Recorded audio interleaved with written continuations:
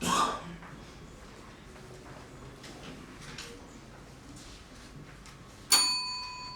फकीर आपल्या अस्तित्वाच्या शोधात निघालेला असताना या विश्वाचा अंत कुठे आहे या प्रश्नाभोवती फिरत राहतो. तेव्हा त्याला एक संत गुरु भेटतात. तो गुरु त्याला विचारतो, गुरुदेव, या विश्वाचा अंत कुठे आहे? त्यावर गुरुजी म्हणतात, अमुक अमुक गाव शहर पार केल्यावर एक डोंगरदरी लागेल, त्या ठिकाणी या विश्वाचा अंत आहे. तो फकीर लगेच मार्गाला लागतो आणि हजारो मैलाचा प्रवास पार करून आपल्या अस्तित्वासोबतच या विश्वाचा अंत पाहण्यासाठी डोंगर चढतो आणि समोरील दृश्य पाहून अचंबित होऊन पळत आपल्या गुरूंपाशी येतो आणि गुरूंना म्हणतो, गुरुदेव, मी या विश्वाचा अंत पाहिला आहे. तो एक मोठा गोलाकार शून्य आहे. मी त्या व्यतिरिक्त काही पाहिलं नाही, काही अनुभवलं नाही. त्यावर गुरुदेव म्हणतात, तू त्या शून्याच्या पलीकडच्या भिंतीवरची अक्षरं वाचलीस का? त्यावरती लिहिलं होतं, अंतः अस्ति प्रारंभम. आणि याच गोलाकार शून्याबद्दल बोलण्यासाठी नमस्कार, मी स्पर्धक सुकन्या देऊळकर, कोकण विभाग आपल्यासमोर विषय मांडतेय, एक शून्य मी. विषयाकडे जात असताना सर्वप्रथम शून्य म्हणजे काय हे सांगणे मला जास्त महत्त्वाचे वाटते.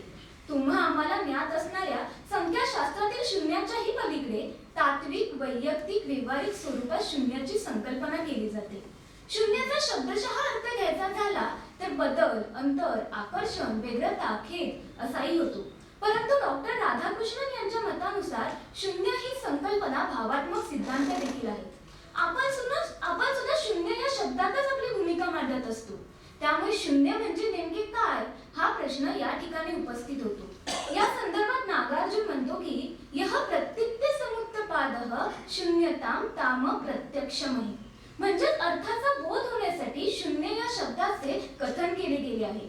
शून्य हे मूळ रूपात निर्गुणच परंतु व्यवहाराच्या दृष्टिकोनातून सगुण देखील आहे. माणसाला स्वजाणीव असते आणि जाणीव ही शून्यतेचे उगमस्थान आहे. ही जाणीव वस्तुस्थितीतील जगाशी बांधलेली नसून तर आपण आपल्या इच्छा, आशा, आकांक्षांद्वारे वास्तविक जगापासून वेगळे होऊन संभाव्य जगाची कल्पना करतो. आणि शून्यतेच्या कल्पनेचा संबंध हा माणसाच्या स्वातंत्र्याशी निगडीत असतो. मग अशा वेळी मला स्पिनोझाचे वाक्य आठवते. तो म्हणतो, substance is that which is in itself and is conceived through itself. अशा रीतीने सारे हे विचार विश्व निस्वभाव आहे. जे काही अस्तित्वात आहे ते औपाधिक आहे, स्वाभाविक नाही. म्हणजेच तुम्ही काय, मी काय, शेवटी एक शून्यच आहोत. शून्याला इंग्लिशमध्ये झिरो म्हटलं जातं. झिरो बजेट देखील असतं, ज्यात झिरो हा पाया घेऊन जास्तीत जास्त लाभ कमी किमतीत मिळवून दिला जातो. झिरो बजेट शेती देखील केली जाते, ज्यात खत, कीटकनाशकांचा वापर केला जातो.